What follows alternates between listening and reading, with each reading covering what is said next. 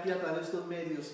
Usted sabe la situación que estamos pasando en el país y por petición de nuestros directivos distritales, ¿verdad? Estamos en obediencia, cancelamos nuestros cultos, pero no en sí la iglesia. La iglesia no es el edificio, eres tú. Así es que donde están vosotros reunidos, ahí está el Señor, y aquí estamos en la casa de sus servidores. Aquí estamos más de 3 hermanos juntos aquí en armonía. Así que aquí está la presencia del Señor con nosotros. Así que en este momento vamos a continuar nuestro estudio sobre el tabernáculo del desierto, pero antes de esto quiero invitar a mi amigo de años, de juventud, de hace muchos años cuando era joven. Ambos éramos jóvenes en la iglesia y Dios nos llamó en las mismas fechas al ministerio. Entramos juntos a la escuela bíblica, fuimos compañeros del instituto por 3 años, graduamos juntos y después cada quien tomó su rumbo, ¿verdad?, en el ministerio. El hermano está pastoreando en México una iglesia allá en Coahuila, en San Pedro de las Colonias, ¿verdad? A forma de broma, yo les decía que era un ranchito, pero decían, no, es una ciudad, Miguel, ¿verdad? Siempre estábamos con la discusión de si era ranchito o ciudad, pero es una bendición que nuestro hermano Juan Pablo Vargas esté con nosotros. Quiero que pase y nos dé un saludo en esta tarde a la iglesia Monte de Sion. Dios los bendiga, qué bendición es estar a través de este medio, ya que por las circunstancias que se viven en el país y en el mundo entero, pues no son fáciles, ¿verdad?, estar en este tiempo tan complicado de crisis de salud. Es una bendición estar con ustedes y qué bueno es estar aquí a través de esta transmisión. Y si bien es cierto, venimos del estado de Coahuila, en la ciudad de San Pedro, y alguien dijo por ahí, un familiar de mi esposa, dijo cuando llegó a la ciudad de San Pedro que esta ciudad era una ciudad de primera, ¿verdad?, a manera de broma, y no entendimos la broma, no entendimos el por qué. Y alguien le preguntó, ¿por qué es un pueblo, es una ciudad de primera? Dijo, porque cuando metes segunda velocidad ya se acabó el pueblo. Es una broma solamente acerca de nuestro lugar donde estamos ministrando, donde estamos ejerciendo el pastorado. Y bueno, es muy importante, ¿verdad?, aceptar que estamos viviendo en tiempos difíciles, tiempos complicados, donde hay que atender a las instrucciones, en este caso de nuestras autoridades. No estamos con pánico, no estamos con temores, no estamos con situaciones que nos saquen de control, pero sí, yo creo que es importante atender a nuestras autoridades y hacer lo que ellos aconsejan que nosotros podamos hacer. Así que esta es la razón por la que hoy se está en vivo, ¿verdad?, sin gente, en un lugar aquí cerrado, donde pretendemos que todo sea con seguridad, y esperamos que disfruten y disfrutemos de este estudio al que se le dará continuidad a partir de este momento con nuestro hermano, amigo, pastor Miguel Ángel.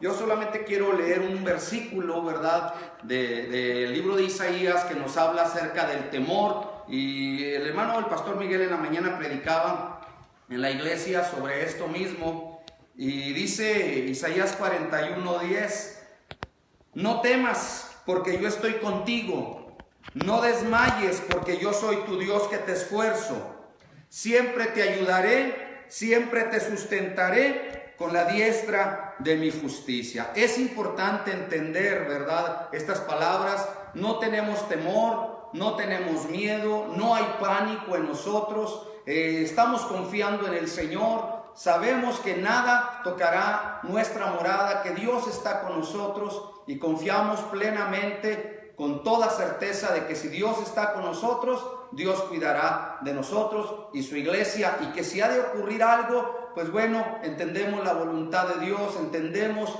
la permisividad de Dios en todas las cosas que están aconteciendo. Y bueno, aquí estamos listos, ¿verdad?, para enfrentar todo lo que viene a nuestro mundo, que si bien es cierto a veces no es fácil, pero aquí estamos esperando, desafiando muchas otras cosas, pero Dios está con nosotros. Y es importante entender, ¿verdad?, lo que dice el profeta Isaías: no temas, porque yo estoy contigo. Lo cierto es que muchos temores vienen a nosotros, hay miedos, hay inseguridades en mucha gente, hay pánico, pero nosotros estamos seguros en la mano del Señor. Así que qué alegría, qué felicidad poder saludarles a través de este medio.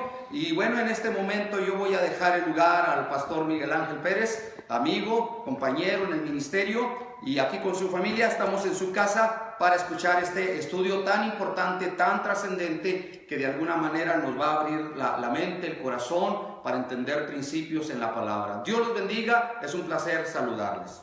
Gracias, hermano Pablo. Dios te bendiga. Adelante. Gracias a Dios por nuestro hermano, amigo, compañero de batalla y amigo de la juventud. Vamos a continuar con nuestro estudio esta tarde sobre el tabernáculo. Hemos estado hablando siempre como introducción de la importancia de entender que las raíces del cristianismo no es el judaísmo, sino Jesucristo. La Biblia, en el libro de los Romanos, nos dice que el pueblo de Dios es como un árbol de olivo. Ese árbol tiene ramas y las ramas constituyen el judaísmo. Ahora dice Pablo que las ramas originales fueron desgajadas para plantar en contra de la naturaleza, para injertar en contra de la naturaleza las ramas silvestres, que es la iglesia gentil. Usted y yo somos llamados de entre los pueblos gentiles a ser el pueblo de Dios. Cuando Jesús vino a Israel, la Biblia dice, a los suyos vino y los suyos no lo recibieron. Ellos eran las ramas originales y ellos al rechazar al Mesías, se abre la puerta para nosotros los gentiles ser el pueblo de Dios. Ahora, Pablo habla algo muy importante. Dice, ustedes, las ramas no alimentan el olivo. Las ramas no alimentan la raíz. Entonces, si Israel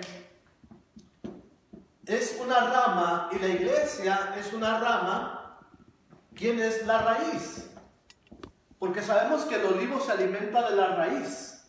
La savia que sostiene el olivo es producto de lo que las raíces succionan. Ahora, la raíz, según la Biblia, es Jesús.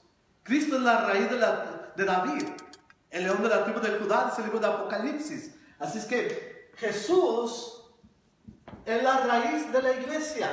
Jesús era la raíz del pueblo de Israel. Pero cuando Israel rechaza al Mesías, el propósito, el plan de Dios no se cancela, pero como dice el apóstol Pablo, entra en una especie de hold, se detiene, para dar lugar a la plenitud de los gentiles, que somos nosotros las otras ramas que componen la iglesia gentil. Así que las raíces de la iglesia no es Israel. Israel es semejante, son ramas, es otro programa, es otro pueblo. Así es que entendamos en esta hora, al analizar el tabernáculo de Moisés en el desierto, no es para destruir nuestras raíces, es para entender que Cristo es la raíz de la iglesia. Cristo es el Señor de la iglesia, Él es el que sustenta la iglesia. La iglesia, Israel, no sustenta a Cristo. Es Cristo el que sustenta a Israel en la iglesia. Así es que cuando pase la dispensación de la iglesia o el periodo eclesial o la plenitud de los gentiles, como lo menciona Pablo en el capítulo 11 de Romanos, volverá a Dios a tratar con Israel. Como dice, en un día todo Israel será salvo. Entonces Israel, como la iglesia ya fue arrebatada, la iglesia deja de existir en la tierra. Entonces Dios empieza a tratar con Israel como nación en el periodo que nosotros conocemos como la gran tribulación. Así es que desaparece la iglesia porque es arrebatada. El olivo, que es el pueblo de Dios, ahora es representado nuevamente por la nación de Israel. Así es que no nos confundamos, sino ubiquémonos en la palabra al entender toda esta situación tan interesante del tabernáculo. Así que en esta tarde vamos a entrar a los puntos que hemos dejado pendientes ahora. Como enseña la palabra del Señor, ya vimos el atrio, ahora entramos a lo que se llama lugar santo. El tabernáculo en sí se constituía de dos partes. La tercera parte es el atrio. Pero el tabernáculo es esta estructura compuesta o dividida en dos partes. El lugar santo y el lugar santísimo. Vamos ahora a tratar, ya tratamos en lo que estaba, los utensilios que están en el atrio. Ahora vamos a tratar lo que está dentro del lugar santo. Encontramos dos elementos. Ya habíamos tocado la semana pasada acerca del menorá o la lámpara. el siguiente elemento son los panes de la proposición. 12 panes en una mesa. La mesa de los panes de la proposición. Ahora analizamos algo interesante, que el candelabro, el menorá, representa a Cristo, que es la luz del mundo. Pero Jesús mismo también dijo que nosotros los cristianos somos la luz. Que una ciudad asentada en un monte no se puede esconder, sino que alumbra. Y dijo, así alumbre vuestra luz delante de los hombres, para que vean vuestras obras y glorifiquen al Padre. Entonces el creyente se convierte también en el menorá, pero se convierte también en un tipo de cristiano, en un tipo de la iglesia. Recuerda, la iglesia no es el edificio. La iglesia la componemos cada uno de nosotros que somos redimidos y lavados con la sangre de Jesucristo. En el libro de Apocalipsis, capítulo 1, capítulo 2, narra la visión de Juan acerca del Cristo glorificado. Dice que Cristo aparece en medio de 7 candelabros de oro. Ya hemos analizado que el número 7 es el número de la perfección, es el número divino. El número 7 es el absoluto. Para el pueblo de Israel, que es una cultura diferente a la nuestra, entender lo absoluto o lo perfecto, tienes que mencionar el número 7. Para nosotros es el 1, pero para ellos el 1 es una unidad compuesta, como la familia, como la iglesia, como la nación. Habla de un singular que conlleva un plural.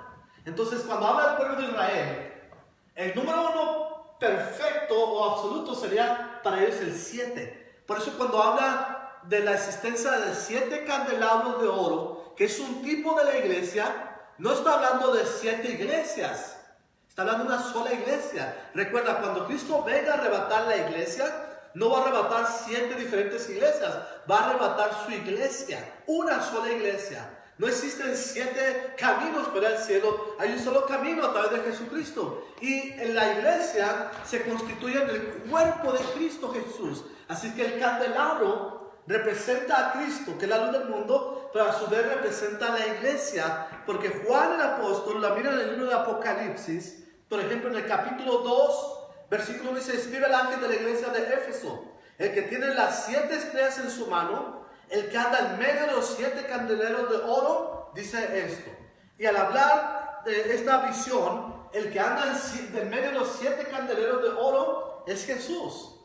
Ahora, en el menorá tenemos 7 lámparas que representan los 7 menoras que es la iglesia, porque eso habla de la perfección, de lo absoluto, el número 7. Por eso, cuando analizamos la Biblia, hermanos, a la luz de la interpretación, de la aplicación del Antiguo y el Nuevo Testamento, hay una mejor claridad, un mejor entendimiento. Por eso, la regla básica del intérprete es la Biblia, su propio intérprete. Vamos a buscar el significado de la Biblia en la misma Biblia. No en qué dijo tal profeta, apóstol, pastor, sacerdote, ministro. No, sino qué dice la Biblia tocante a esos versículos. Por eso es importante analizar el Antiguo y el Nuevo Testamento. Bien, sigamos adelante. El menorá, dijimos tipo de Cristo y tipo de la iglesia. Ahora vamos a la mesa de los panes de la proposición. Esa era una mesa forrada también en oro, algo así semejante a esta mesa que está aquí, pero era de madera, pero chapada en oro. Esta está chapada con vidrios, una mesa muy bonita de mi esposa, ¿verdad? Pero la mesa que está aquí del lugar santo es de oro. Recuerda algo interesante, el material es madera, pero el forro es oro. Eso habla de la humanidad y la divinidad, la unión hipostática en Jesús. Recuerda, la mesa habla también de Cristo Jesús, que es el pan de vida.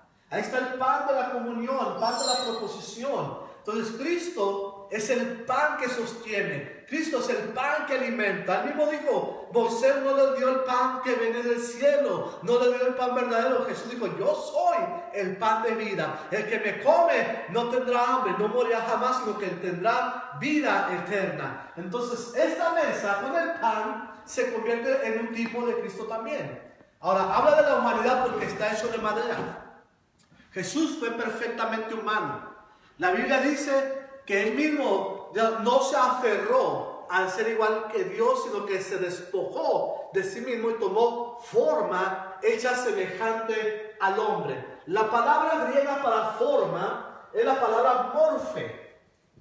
De la palabra morfe surge la palabra que conocemos como metamorfosis, cuando algo cambia de una forma a otra forma. Entonces Jesús dejó su morfe de Dios y tomó una morfe de hombre. O sea, siendo Dios, se hizo un humano. La mesa es de madera. Ahora está forrada de oro, porque Dios es omnipresente, Dios es eterno. No significa que Jesús al despojarse deja de ser Dios. Él fue perfecto hombre y perfecto Dios. Eso yo sé que es complicado. Pablo dijo, indudablemente grande es el misterio de la piedad. Dios fue manifestado en carne. Y esto fue un conflicto para los judíos de la época de Jesús. Porque cuando Jesús proclamaba su divinidad, no de una forma directa, sino indirecta, ellos trataban de matarlo. Y Jesús dice, ¿por qué me quieren apedrear? Porque tú, siendo hombre, te haces pasar por Dios. Porque Él decía cosas que solamente eran aplicables a Dios. Como decir, hijo, hija, tus pecados son perdonados. Y dicen, este dice blasfemias. ¿Quién puede perdonar pecados sino solo Dios? Y está en la verdad, solo Dios perdona el pecado. Pero recuerda, Jesús podía decirlo y hacerlo porque Él era Dios. Dice el libro de los Romanos capítulo 9 verso 5, hablando de la ascendencia de Jesús, de los patriarcas en los cuales según la carne vino Cristo, el cual es Dios bendito por todos los siglos. O sea, Jesús, aunque se hizo humano, no dejó de ser Dios. Simplemente en su ministerio terrenal tuvo que tomar la forma de hombre para poder ser un intercesor, para poder ser un sumo sacerdote, para poder morir por el pecado de la humanidad. Por eso se encarnó en la Virgen María, para poder llevar el pecado del hombre y morir en la cruz por causa del pecado del hombre. Entonces, Jesús es el pan de vida en la mesa de la proposición, hecha de madera y de oro. Ahora, esa aplicación también aplica a la iglesia.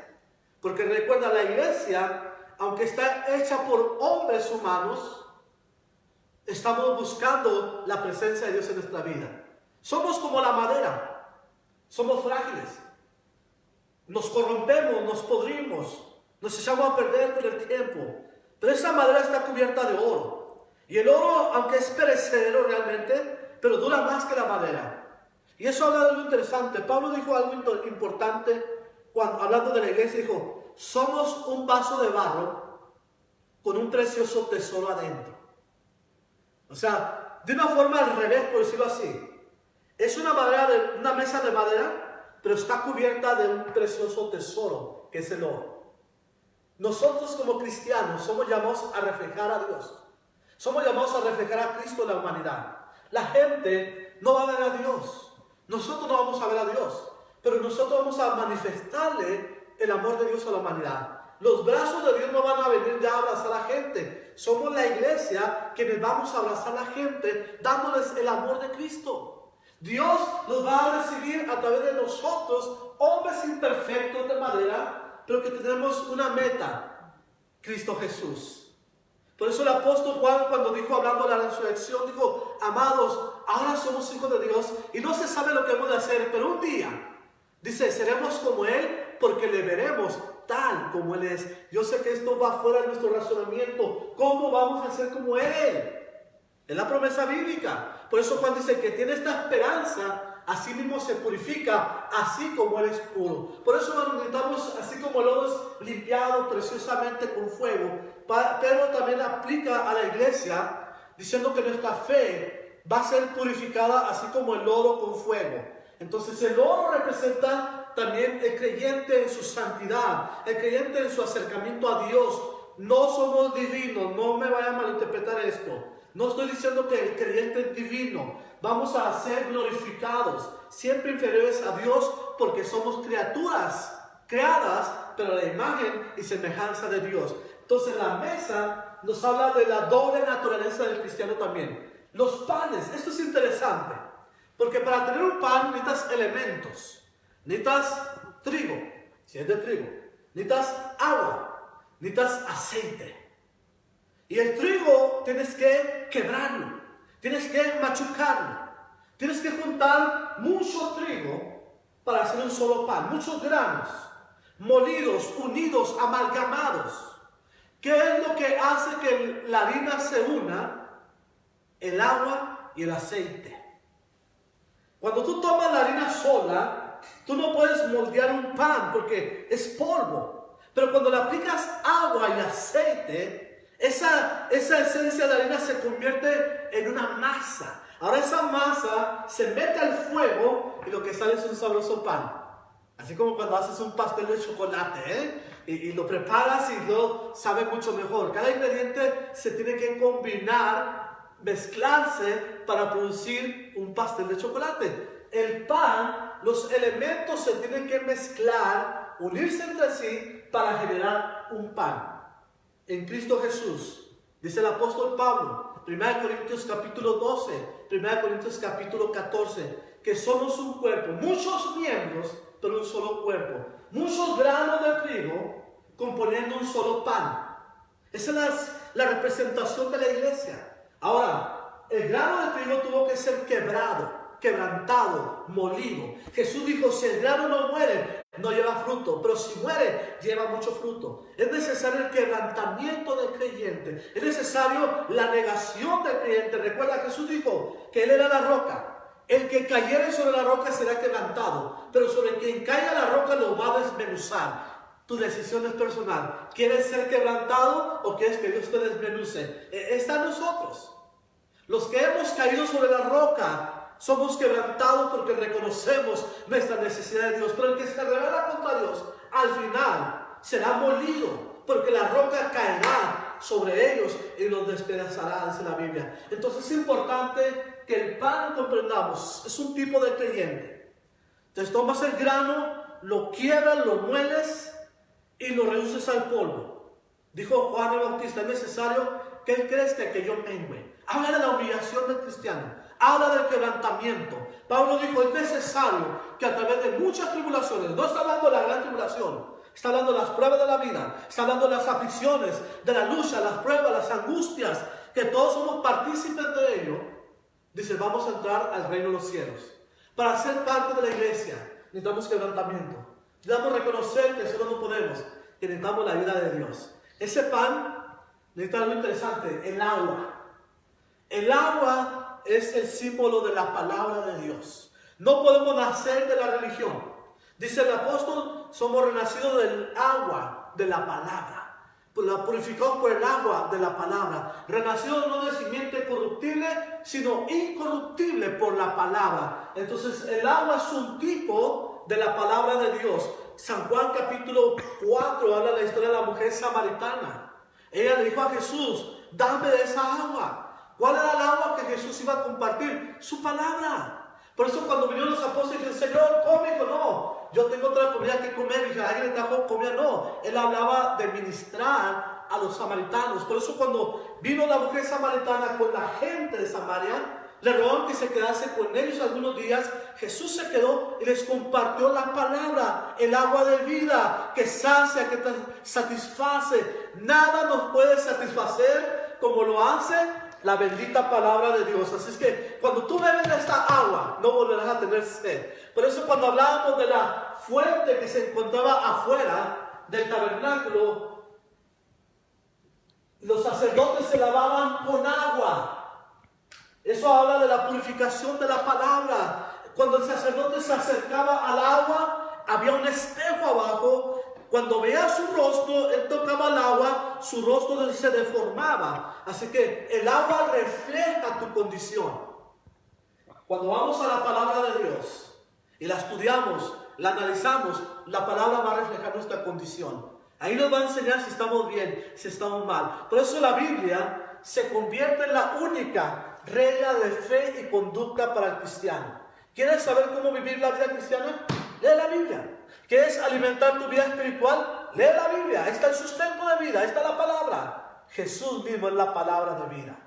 Recuerda, la Biblia dice en el principio era el Logos. La palabra Logos se traduce palabra. En el principio era la palabra era con Dios y la palabra era Dios. San Juan 1:1. Entonces la palabra se convierte en ese alimento espiritual para el alma. Por eso cuando tenemos el pan, tenemos la harina, que es el tipo del creyente quebrantado, tenemos el agua, que es el tipo de la palabra, y otro elemento muy necesario, el aceite. El aceite de olivo representa el Espíritu Santo. el candelabro tendría que arder con aceite de olivo. No cualquier aceite, era un aceite hecho a base de aceite de olivo con otros ingredientes aromatizantes, agradables al olfato. Entonces, cuando hablamos del aceite para amasar la harina, para hacer el pan, tenemos el símbolo del Espíritu Santo en el creyente. El Espíritu Santo tiene 3 obras en el cristiano. La primera obra que el Espíritu Santo ejerce en el creyente es cuando lo sella. Dice el apóstol Pablo en el libro de los Efesios: desde que creíste fuiste sellado con el Espíritu Santo de la promesa, el cual es las arras de la herencia adquirida. Entonces, la primera obra del Espíritu Santo en el creyente cuando acepta a Cristo es el sello del Espíritu. Ese es el distintivo. Esa es la señal. Cuando Cristo venga a arrebatar la iglesia, no va a venir buscando una denominación, no va a venir buscando un edificio, va a buscar el sello del Espíritu en el corazón del creyente. La siguiente obra es donde nosotros motivamos a la gente que lo pida, que lo reciba, es el bautismo del Espíritu Santo. ¿Verdad? Porque la Biblia nos dice en Hechos 1:8: recibiréis poder cuando haya venido sobre vosotros el Espíritu Santo, me seréis testigos en Jerusalén, Judea, Samaria y hasta lo último de la tierra. Entonces, el Espíritu Santo, Jesucristo no lo presentó como una opción a la iglesia, sino como una necesidad.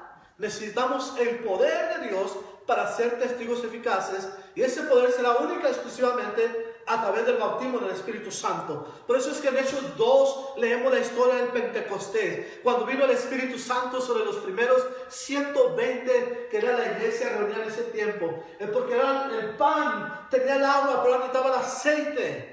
Se necesitaba amasar la masa, no solo agua, sino aceite, la unción del Espíritu Santo. Una vida sin la unción del Espíritu Santo carece de algo, carece del poder. No estoy hablando del sello, le pertenecemos, somos salvos, pero necesitamos lo que se le llama la segunda experiencia. La primera experiencia es la salvación en Jesús, la segunda experiencia es el bautismo en el Espíritu Santo. Por eso el apóstol, ¿verdad?, nos habla de que Jesús dijo: el que lo pídalo. La necesidad de pedirlo. ¿Cuánto más nuestro Padre dará el Espíritu a quien se lo pida? Dijo el apóstol Juan. Necesitamos pedir a Jesús. Necesitamos pedir al Padre que nos dé ese Espíritu Santo. Juan el Bautista dijo: yo vengo a bautizar en agua, pero detrás de mí viene uno que los va a bautizar con Espíritu y fuego. Hermanos, necesitamos para hacer los panes de la presencia de Dios.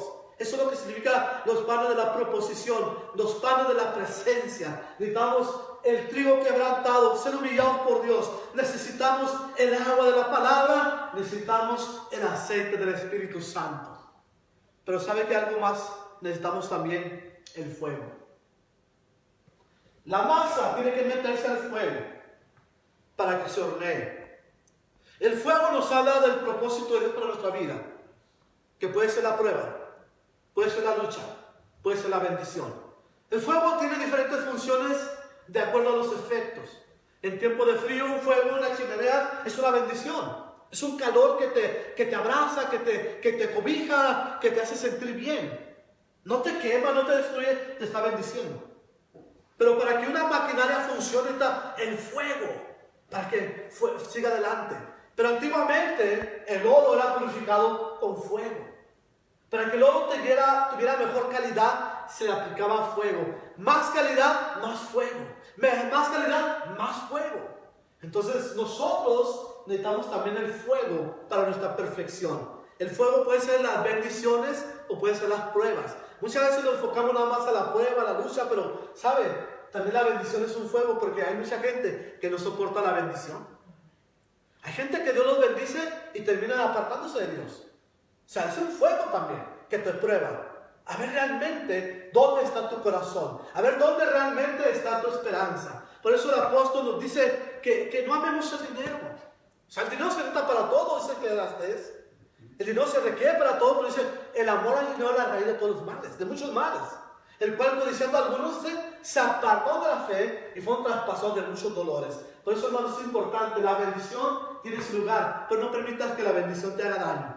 Por eso Moisés dijo al pueblo de Israel, no se te olvide, en el libro de Deuteronomio capítulo 8, no se te olvide que Dios te bendice, que Dios te da las riquezas. Nunca olvidemos de dónde viene la bendición, porque allí muchos han fallado esa prueba. No es la aflicción, no es la lucha, no es la enfermedad, porque esas cosas nos enseñan la necesidad de Dios. Esas cosas, como ahorita lo que está pasando, la gente está angustiada, se ha proclamado Día Nacional de Oración, todo el mundo sabe, necesitamos a Dios para tener este virus. La ciencia está limitada, no saben cómo va a reaccionar el virus, no conocen la historia del virus, están tratando de descifrarlo todavía, pero ya está afectando a la humanidad. Esa prueba, esa lucha, está haciendo que la gente vuelva a Dios. Pero ¿qué de la bendición? ¿Qué cuando Dios te prospera? ¿Qué cuando Dios te colma de bienes, de favores, de misericordias? ¿Seguirás siendo fiel o te va a derrotar la bendición? Por eso el fuego, hermanos, para que el pan se solidifique.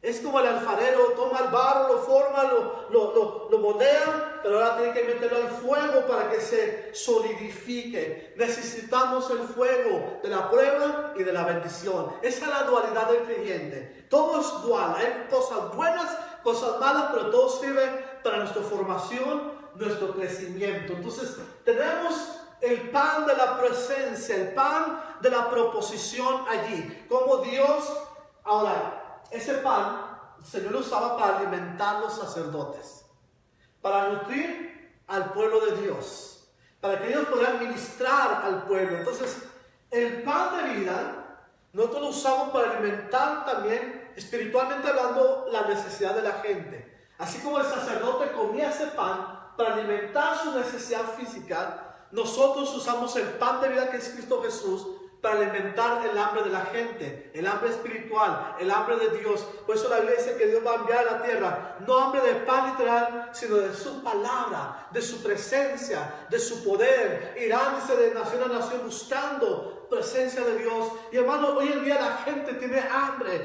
la gente tiene necesidad de Dios. Hay tanta religión, hay tantos dogmas, hay tantos sistemas, pero necesita la gente experimentar el poder de la presencia de Dios en las vidas. Así que como cristianos tenemos la obligación. Ahora ese pan todos los días se cambiaba nuevo.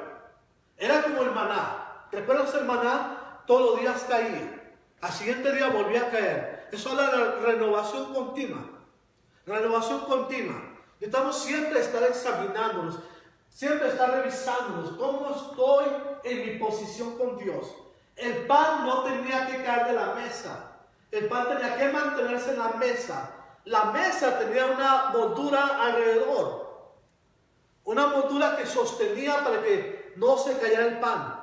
Era un impedimento. Si el pan se va a resbalar, cuando lo estaban poniendo se atoraba en la moldura. Jesús dijo que estamos en sus manos y nada nos puede arrebatar de su mano. Eso nos habla de la seguridad de Dios para el creyente. No está hablando de la seguridad de la salvación, de que eres salvo para siempre, sino que si te mantienes en Cristo, estás seguro para siempre. Pero si te sueltas de su mano, te alejas de Él, ten cuidado. La Biblia dice claramente,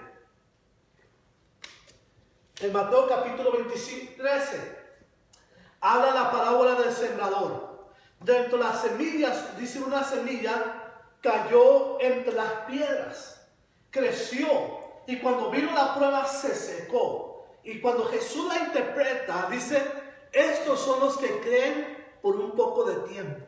La palabra creer es la palabra griega pisteo, que es la palabra que habla de creer para salvación. Esa gente creyó para salvación, pero por poco tiempo. Cuando vino la prueba, vino la lucha, se apartaron. Ahora hay una cita interesante en Hebreos, donde habla cómo escaparemos si esperamos una salvación tan grande. Cuando analizamos esa cita, pienso que está en Hebreos capítulo 6, porque esta palabra ha creado cierta confusión de pronto, al no comprenderla, al no entenderla. Dice el versículo 6, dice, y recayeron siendo otra vez renovados para arrepentimiento, crucificando de nuevo para sí mismos al Hijo de Dios y poniéndolo a vituperio. ¿Qué significa esto? Que si yo una vez caigo, ¿ya no puedo ser restaurado? Vamos a ver qué es el contexto, porque siempre hay que tener cuidado y entender qué es el contexto. Porque el versículo 4 dice, claramente es imposible que los que una vez fueron iluminados, es una característica o cualidad, ser iluminados, y gustaron del don celestial, y fueron hechos partícipes del Espíritu Santo. Fíjate estas tres cualidades: una iluminación, gustar del don celestial y participar del Espíritu Santo. Como cristianos, la mayoría de nosotros hemos participado del Espíritu Santo, pero pregunto yo, ¿has participado del don celestial? ¿Sabemos lo que es el don celestial? Jesús vino y dijo: yo les hablo cosas terrenales y no comprenden. ¿Qué van a ver si les hablo de las celestiales? Pablo dijo: conozco un hombre que fue llevado al tercer cielo, miró cosas que él es inefable, no puede expresar. El don celestial es algo que es como Pablo lo recibió, él vivió esas cosas. Ahora, si Pablo dijera después, sabe, todo era una mentira, era una falsedad, ese hombre ya no puede ser renovado, porque él participó del don celestial. Él fue al cielo, al tercer cielo. Usted y yo nunca hemos ido al tercer cielo. No pasamos si nos subimos un avión de este cielo. Pero ellos fueron llevados a la misma presencia de Dios. El apóstol Pedro, el apóstol Juan, el apóstol Jacobo, en el monte de la transfiguración, vieron la gloria, Jesús transformado, glorificado, Moisés y Elías. Eso es el don celestial, la vida del cielo. Usted y yo no hemos participado de ello. Esa gente que ha participado de eso, si se apartan, ellos sí no pueden tener restauración. Nosotros, ahora sigue diciendo, los que gustaron de la buena palabra de Dios. Y note lo siguiente: y los poderes del siglo venidero. Hay ciertas características o requerimientos por los cuales una persona no puede ser renovada o restaurada la salvación si cayó. Gustar del don celestial. Usted y yo nunca lo hemos logrado. Gozamos del Espíritu Santo, gozamos de la palabra, gozamos una iluminación muy limitada realmente. Porque al no entender este pasaje, realmente nuestra iluminación está muy corta. Pero estamos iluminados, dice la Biblia: en tu luz veremos la luz. El Espíritu Santo nos ilumina a los cristianos para entender la palabra. Ahora, pero hay algo interesante aquí: disfrutar o gustar los poderes del siglo venidero. ¿Cuáles son los poderes del siglo venidero? Bueno, cuando la iglesia resucita incorruptible, cuando la iglesia resucita con un poder superior y va a disfrutar la vida celestial. Hermanos, es algo increíble eso. Vamos a poner ejemplo: el apóstol Pedro, cuando él caminaba a su sombra, sanaba enfermos. Eso es poder del siglo venidero. No es algo que se da en la tierra. Felipe el evangelista, que podía ser transportado por el Espíritu Santo de un lugar a otro lugar. ¿Quién de nosotros hemos volado por el poder del Espíritu Santo de un lugar a otro lugar, ser transportados? Eso es disfrutar el poder del siglo venidero. El apóstol Pablo, con una palabra le decía a ese hombre que le resistía al evangelio: quedará ciego, inmediatamente quedaba ciego. ¿Quién de nosotros ha logrado hacer eso? Pedro le dijo a Dorcas: levántate, y se levantó de entre los muertos cuando ya estaba preparada. Aquí sí que era limpiado, ya la habían desangrado literalmente. Y Pedro fue usado para resucitar a los muertos. ¿Quién de nosotros ha disfrutado los poderes del siglo venidero? Jesús sí experimentó eso. Él se presentó ante la tumba de Lázaro, 4 días muerto, Lázaro salió afuera. El que gedía resucitó con un cuerpo sano. Esos son los poderes del siglo venidero. Usted y yo nunca hemos gozado eso. Por eso, hermano, usted no se asuste. Si hay restauración, si hay renovación. Hay más citas bíblicas que hablan de la restauración, que hablan de la renovación. Esta cita de que es imposible que sean restaurados son los que gustaron poderes del siglo venidero, el don celestial, la iluminación del Espíritu Santo de una forma sobrenatural, y fueron partícipes del Espíritu. Gustaron la buena palabra. Eso si recaen, no pueden volver a hacer arrepentimiento. Pero usted y yo no llenamos esas cualidades. Así que Dios nos protege. Así como los padres sean protegidos en la mesa, para que no caigamos. Pero dice la Biblia, aun si el justo cae 7 veces lo levanta su Señor.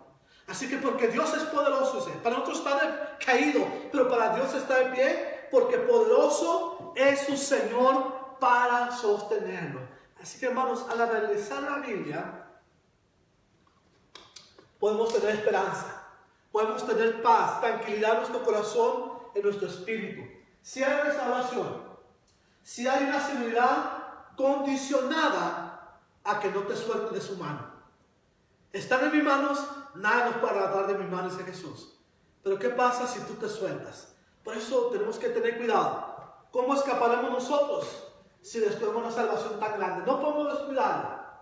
Hay una dualidad. Dios nos guarda, pero nosotros podemos descuidar. Tengamos cuidado. Por eso el apóstol Pablo habla de examinarnos a nosotros mismos para ver si todavía estamos en la fe. O es que no conocemos que Cristo ya no está en nosotros. Apocalipsis 3:20 habla de la iglesia que ha dejado fuera a Jesús de su vida. Y él dice, yo estoy a la puerta y llamo. Si alguno oye mi voz y abre la puerta, entraré, cenaré con él y él conmigo.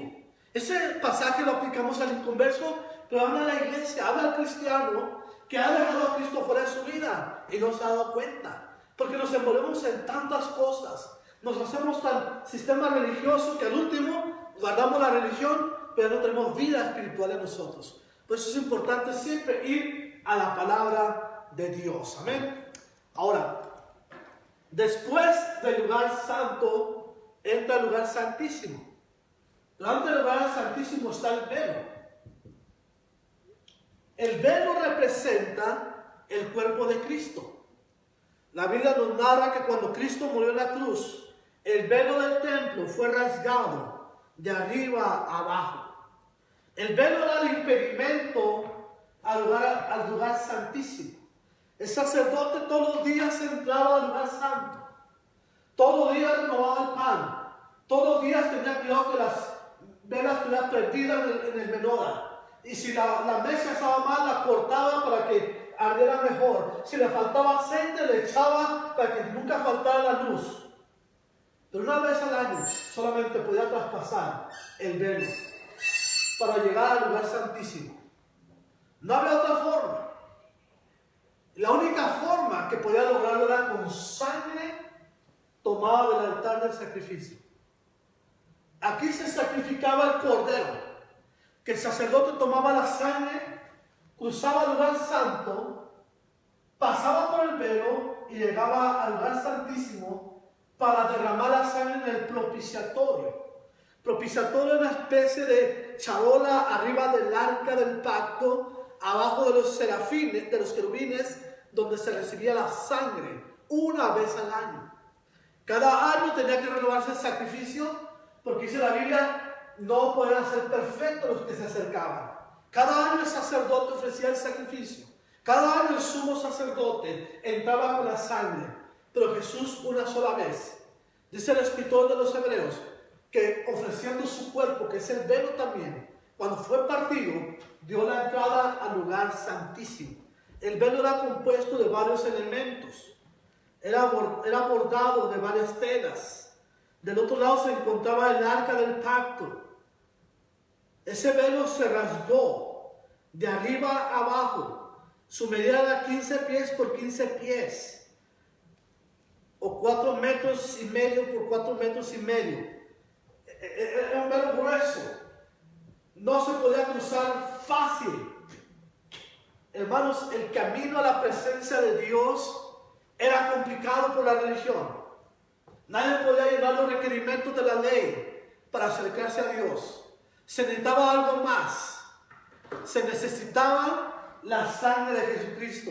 Jesús por su sangre nos abrió el camino. Jesús por su sangre nos dio acceso a la misma presencia de Dios.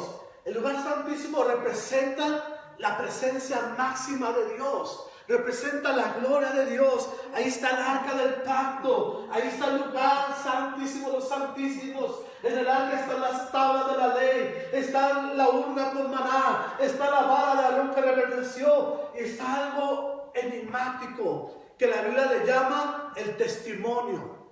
Dios le dio un testimonio a Moisés. Dijo, ponlo en el arca y a través de él yo me voy a manifestar a ti. Era el símbolo de la presencia máxima de Dios. Era el símbolo de cómo Dios hablaba a la humanidad, hablaba a su pueblo. Jesús es ahora ese símbolo, la presencia de Dios. Es Dios y es el símbolo. Dice la Biblia, Dios habiendo hablado de muchas formas a los hombres, ahora nos habla a través del Hijo. Así que el velo se abre para que nosotros tengamos entrada al lugar santísimo. Por eso el escritor de los Hebreos dice, entremos confiadamente al trono de la gracia para alcanzar misericordia y oportuno socorro. No necesitamos más el sacerdote que nos lleve la sangre. No necesitamos más un sacrificio, porque por una vez y para siempre, dice la Biblia, Jesús se ofreció a sí mismo para santificarnos. Hermanos, hermanas, tenemos entrada directa al trono de la gloria. Tenemos entrada directa a la presencia de Dios. Entremos confiadamente, acerquémonos con nuestras luchas, con nuestras cargas, nuestras aflicciones, ante el Dios de gracia y misericordia. Él está esperándonos. Él está allí para abrazarnos. Él está allí para sostenernos. Él está allí para ayudarnos. Él está allí para socorrernos. Entra confiadamente al trono de su gracia. Podemos entrar a través del velo que era su cuerpo. Cuando Jesús muere, abre el camino para el lugar de la presencia de Dios. Podemos entrar confiadamente, disfrutar de la presencia de Dios. El velo es un tipo del cuerpo de Cristo que fue destrozado en la cruz del Calvario. Murió por nosotros, llevando nuestro pecado en su carne. Cuando Jesús muere y da ese grito de victoria que se consumado es, dice la Biblia, el velo del templo se rasgó de arriba hacia abajo. Porque eso enseñaba algo interesante. El camino a la presencia de Dios se logró no por el esfuerzo humano, se logró no por el mérito del hombre, sino Dios abrió camino a través de su Hijo Jesucristo. Cuando el velo se rompe del cielo a la tierra, cuando Jesús muere a nuestro favor, nos abre el camino al lugar santísimo. ¿Qué se encuentra en el lugar santísimo? El arca. El arca del pacto. Es interesante. El arca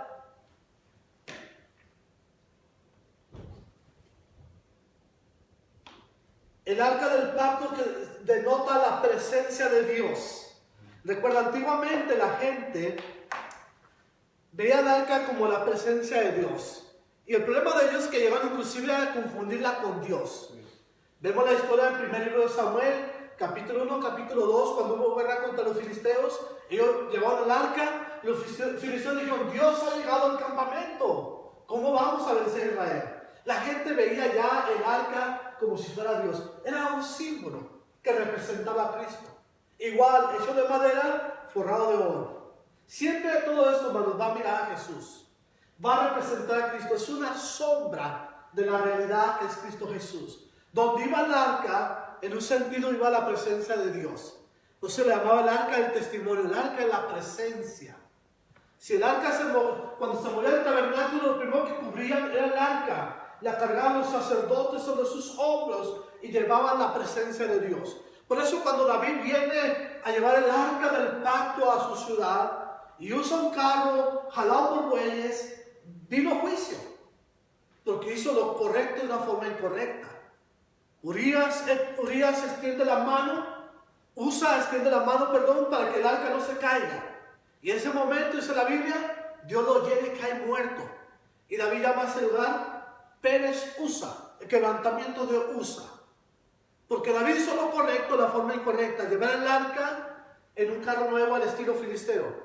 El arca tenía que ser llevado por los sacerdotes. Después vemos David llevando el arca cargada por sacerdotes. David dijo, porque no lo hicimos correctamente la primera vez, vino juicio.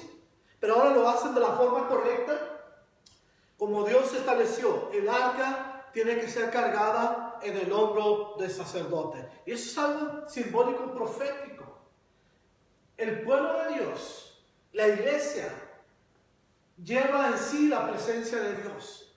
Por eso Jesús dijo, donde están nosotros reunidos, ahí estoy en medio. Porque Cristo habita en ti. Tú te conviertes en el arca, el símbolo de la presencia de Dios. No eres Dios, no somos Dios, pero su presencia va con nosotros. Dios dijo a Moisés, mi presencia irá contigo. Así que la presencia de Dios iba simbólicamente en el arca. Cada vez que Moisés avanzaba, cada vez que Moisés se movía, el arca de Dios iba allí con ellos, representando la presencia de Dios con su pueblo. Cuando el pueblo de Israel llegaba al lugar que Dios destinaba, donde iba a habitar, se detenía, se ponía el arca, se edificaba el tabernáculo. Siempre eso, el arca muy importante. Allí se encontraba el maná, una urna de maná, un milagro continuo. ¿Recuerda el maná? Dice la Biblia que el otro día apestaba, se corrompía, creaba gusanos. Pero el maná del arca nunca se corrompió. El maná del arca siempre se mantuvo. Eran dos formas. El día de reposo, anterior al día de reposo caía doble, la gente guardaba para el sábado y no se descomponía. Pero la siguiente forma fue cuando Moisés, Dios dijo, agarra maná y ponlo en un plato y ponlo dentro del arca. Y eso no se gusanó nunca, nunca apestó. El maná siempre estuvo fresco a través de los siglos dentro del arca. El escritor de los Hebreos nos habla de ello. Cuando describe el arca, dice, dentro de ella se encontraban las tablas de la ley, la urna con el maná y la vara de Aarón que reverdeció. Fue algo que siempre se mantuvo allí dentro del arca, símbolo del pacto de Dios, símbolo de la presencia de Dios, símbolo de la provisión de Dios, símbolo de la elección de Dios. Ahí estaba el maná, ahí estaban las tablas de la ley, ahí estaba la vara de Aarón, cada una de ellas simbólicas, representando la provisión de Dios el maná, representando la elección de Dios, la vara de Aarón, representando el pacto de Dios, las tablas de la ley, dentro de la arca del pacto, dentro del arca de la presencia. Así que tenemos esto representado también en Cristo Jesús, porque Él es el símbolo de la elección. Dios nos amó tanto que envió a su Hijo a morir por nosotros. No es que nosotros hemos elegido a Dios, Él nos eligió a nosotros. Es el símbolo de un pacto. Dijo, el pacto en mi sangre que pronunció el derramado. Es un símbolo de la provisión porque Él fue el cordero provisto por Dios para el sacrificio, para la redención de la humanidad. El arca del pacto es un instrumento maravilloso donde se ubica la misma gloria de Dios. Ahora, algo interesante, en el arca aparecían los querubines. Los querubines siempre aparecen por causa del juicio por el pecado. Apareció en el jardín de Edén. Cuando el hombre peca, es expulsado del Edén, en el capítulo 3 de Génesis, dice la Biblia que Dios puso querubines en el camino, para guardar el camino al árbol de la vida, y con una espada ardiente que se revolvía. Ahí estaba la espada que estaba moviéndose y los querubines. El querubines aparece nuevamente sobre el arca. Arriba del arca estaban los dos querubines. En medio de los querubines estaba el propiciatorio. El propiciatorio era una especie de un contenedor, como un plato, donde el sacerdote derramaba la sangre por el pecado. Los querubines estaban protegiéndolo con dos alas. No hay forma humana de entrar, solamente a través del arca del pacto, a través del propiciatorio. Los querubines representan el juicio por el pecado. Siempre están allí diciendo al hombre, has pecado, tú no puedes solo, necesitas la sangre de la propiciación, necesitas la sangre del pacto, y esa sangre se logra única y exclusivamente a través de Jesucristo. Su sangre nos limpia, dice el apóstol Pedro, fuimos redimidos no con oro y plata, sino con la sangre preciosa de Jesús, como de un cordero inmolado desde antes de la fundación del mundo. Así que tenemos el arca del pacto, la presencia de Dios. Tenía que ser llevada a los hombros de los sacerdotes.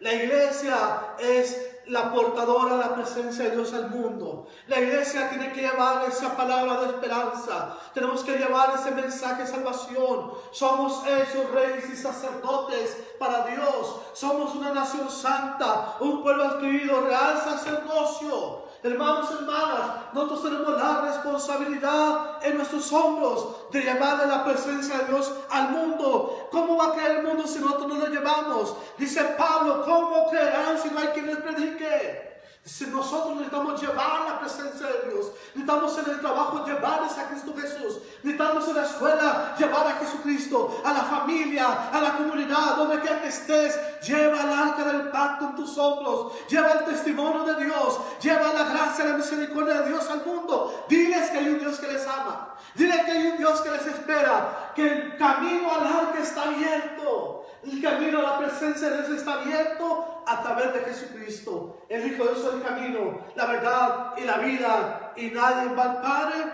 si no es por mí. Es a través de Jesús que podemos entrar al lugar santísimo, a la presencia de Dios. Tenemos la entrada libre. Qué bonito que el presidente este día lo haya declarado Día Nacional de Oración. Qué bonito que usted y yo podemos clamar a Dios directamente, entrar a su presencia, orar, interceder por nuestras ciudades, orar, interceder por nuestros estados, orar, interceder por los países, por la gracia y la misericordia de Dios, por la protección sobrenatural, para que el poder de Cristo se manifieste. La Biblia dice: la sangre de Jesucristo nos limpia todo pecado, y la Biblia dice que por su llaga somos curados. El doble poder del sacrificio, salvación y sanidad es lo que la gente necesita hoy en día, y solo es posible cuando la iglesia toma su trabajo de transportar el arca, de llevarle la presencia de Dios a un mundo que perece sin Dios, sin esperanza. Así que, amados hermanos, el tabernáculo del desierto es un tipo de Cristo y un tipo de la iglesia. Nuestras raíces no es el judaísmo, nuestra raíz es Jesucristo. Nunca representa a Israel, siempre representa a Jesús y a la iglesia. Así que no nos confundamos con doctrinas, con palabras, con cuestiones de la ley. Somos llamados a vivir en la gracia, a disfrutar de la gracia. Dijo Pablo el apóstol: si tú te circuncidas o quieres guardar la ley, por demás murió Cristo por ti. Es por demás, solamente es por la gracia, porque por gracia somos salvos por medio de la fe, no por obras para que no se gloríe. Dijo Pablo a Tito: no por obra de justicia que nosotros hemos hecho, sino por su gracia, por su misericordia, Él nos lavó. Así que, hermanos, volvamos a nuestra raíz, que es Jesucristo. Nuestra raíz es el Cristo maravilloso. No hay otra raíz que nos sostenga, no hay otra raíz que sustente lo vivo, solamente Cristo Jesús. Así que esta tarde vamos a orar. Vamos a pedir al Señor que nos bendiga, que nos ayude, y que podamos entender nuestro papel como representantes de la presencia de Dios. No somos Dios, pero representamos su presencia al mundo que perece sin Dios, sin esperanza. Señor, damos gracias en esta tarde. Oramos por este país, Dios, la necesidad que hay urgente. Señor, nuestras escuelas han sido canceladas en este estado. Pedimos que te glorifiques en los niños, en los jóvenes, en los adultos, Dios, los hombres, mujeres de edad que son los principales en riesgo, Señor. Cúbrelos con tu sangre preciosa. Padre, declaramos sanidad. Reprendemos todo virus en nuestra ciudad, en nuestro estado, en nuestro país, Dios, en nuestro continente, en el mundo. Padre, tiene tu gracia y misericordia. Señor, tú tienes el poder para terminar toda peste. Tú tienes el poder para terminar toda plaga. Obra el milagro que las naciones necesitan. Señor, que podamos todos reconocerte y humillarnos en tu presencia, para que tu gracia, como siempre, siga siendo suficiente para nosotros. En el nombre de Jesucristo. Amén, amén. Gracias a Dios. Recuerda, amados hermanos, el próximo miércoles a las 7 de la tarde volveremos en vivo por Facebook para tener nuestro estudio del libro de Apocalipsis. Estamos entrando al capítulo 14, no te lo pierdas.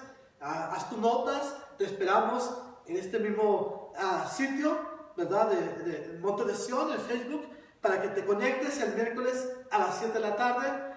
Vamos a estar con la alabanza en la iglesia, vamos a estar con la enseñanza, pero solamente el grupo de alabanza y nosotros los pastores, como siempre, siguiendo en obediencia los requerimientos de nuestro distrito y nuestras autoridades.